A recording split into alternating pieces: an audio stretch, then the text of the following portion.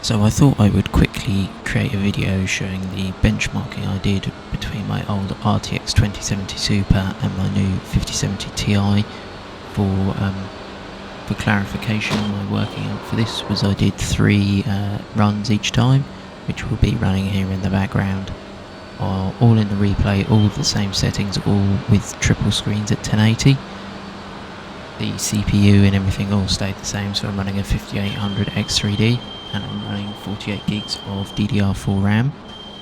So as you see from this first clip, this was at the Daytona road course, which is notorious for being CPU heavy, and you can see although the average FPS was higher with the 5070 Ti, we were actually seeing much lower 1% lows, and that's mostly because if you look at the 1% average worst CPU render times, so that is an average of the lowest 1% of frames in that second column there, and the render time, that's the same thing. Obviously CPU render time, we are seeing nearly 5 times the increase in render time by the CPU, and that's because it's so CPU heavy.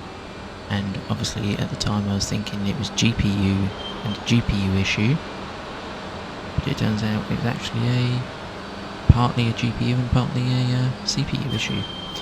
So unfortunately that's not the best thing to show. Obviously the nice thing is with the 5070 Ti you can bump that up to 1440 and start running more GPU demanding graphics settings rather than CPU. But as I say, I wanted to keep everything the same, all the replay the same, the start points the same, that sort of thing. For lap 45, so I decided to go a bit more into the race so we don't have so many cars, and you can really start to see where the GPU is definitely performing better than the old one. So you see a nearly 40 FPS increase in average. Again, the 1% lows are lower, but again we're seeing an astronomically higher CPU render time.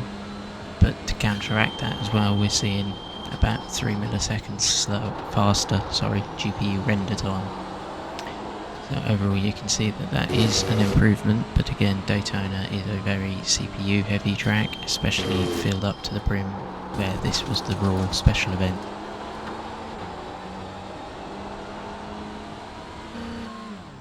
And for the final benchmark I decided to take one from our wet race in the league race in TCRs. So this was a grid made up of 8 drivers, so again not super CPU heavy at Donington, another non-super CPU heavy track.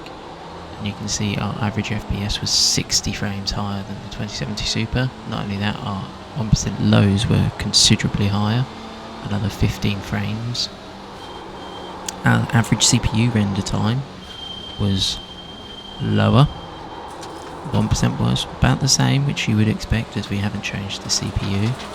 However, our GPU render time was significantly lower, and the main difference, our 1% average lows on the GPU render time was significantly lower between the 5070 Ti and the 2070 Super.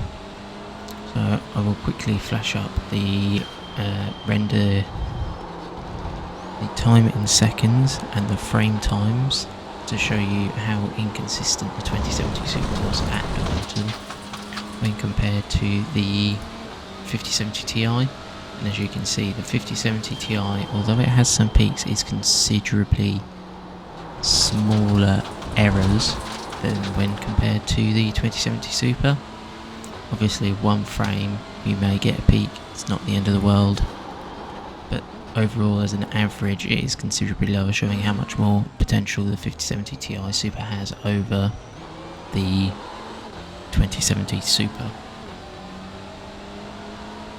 But obviously again you can run 5070 Ti at 1440 with higher settings as well, so that's going to blast past the 2070 Super.